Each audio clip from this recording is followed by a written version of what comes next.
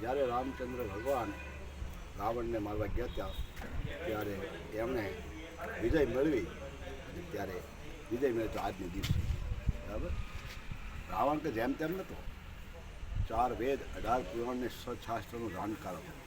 રામચંદ્ર ભગવાન પોતા પાસે આવી કર્મ વિધિ કરાવતા હતા. એટલે છતાં આમાં શું હતું, જય અને વિજય નામના 2 હતા રાક્ષસ. પહેલાં દેવના હતા, વિષ્ણુ ભગવાનના પોળિયા હતા. પછી એમાં 4 સનતકુમારો આવ્યા. સનતકુમારો આવી અને ભગવાનના દર્શન કરવા જતા હતા. એટલે એ જય અને વિજય નામના 2 હતા પોળિયા, એમણે હાંકલ્યા, જવા ન દીધા કે ભગવાન શયનખંડમાં છે ત્યાં દોરાય નહીં બરાબર. એટલે આંખના 3 પલકારા જેટલા ત્યાં ઊભા રહ્યા. પછી ભગવાન અંદરથી આવ્યા, આણે શ્રાપ આપી દીધો સનતકુમારાએ. સનતકુમારો 4 હતા ને, એમણે શ્રાપ આપ્યો કે જાઓ 3 જન્મ સુધી અમારા 3 આંખના પલકારા સુધી અમને તમે ખોટી કર્યા ને, એટલે 3 જન્મ સુધી તમે રાક્ષસ થઈને રહ્યો. પહેલો જન્મ ભગવાને આવ્યા, ઘણી પ્રાર્થના કરી. પછી પ્રાર્થના કરી કે તમે વેરભાવથી ભગવાનને ભજશો ને તો તમારે ભગવાન તરત તમને છૂટા કરશે રાક્ષસ.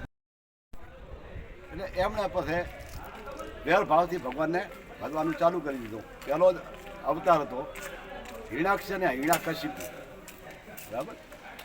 હિરણાકશિપુ અને હિરણાકંશ. હિરણાકશિપુ હતો એ પાતાળની અંદર આખી જમીનને લઈને જતો રહ્યો હતો. પછી એમણે ભગવાને એને મારી અને જમીન ઉપર લાવ્યા અને ઉપર સ્થાપિત કરી. પછી હિરણાકશને મારી અને પછી પ્રહલાદને બચાવ્યો. એ જન્મ પૂરો થઈ ગયો. 2 હગા ભાઈ જ હતા. પછી બીજા જન્મની અંદર રાવણ અને કુંભકર્ણ થયા. એ વેરભાવથી ભગવાનને ભજ્યા એટલે એને ભગવાને મારી નાખ્યા. પણ ત્રીજો હતો કે દંતવક્ર અને શિશુપાલ. એને ભગવાને ભરી સભામાં શિશુપાલને મારી નાખ્યો, મસ્તક કાપીને સુદર્શન ચક્રથી, અને પછી એમની મુક્તિ થઈ ગઈ. એવી રીતે આ રાવણને માર્યો એટલે આ વિજયાદશમી કહેવાય છે. ત્યાંથી આજ સુધી ચાલ્યું. શસ્ત્રની પૂજા થાય છે. શસ્ત્રથી માર્યો તો, બાણ વિદ્યાથી માર્યો હતો એટલે શસ્ત્રની પૂજા થાય છે. સર્વે ભવંતુ સુખીના, સર્વે સંતુ નિરામયા, સર્વે ભદ્રાણી પશ્યંતુ માં કશદુખ માપનીયાત, નારદાદ્યા ઋષિ ગણાએ ચાલીએ તપોધના, ભવંતુ યજમાનસ્ય આશીર્વાદ પરાણા. આટલો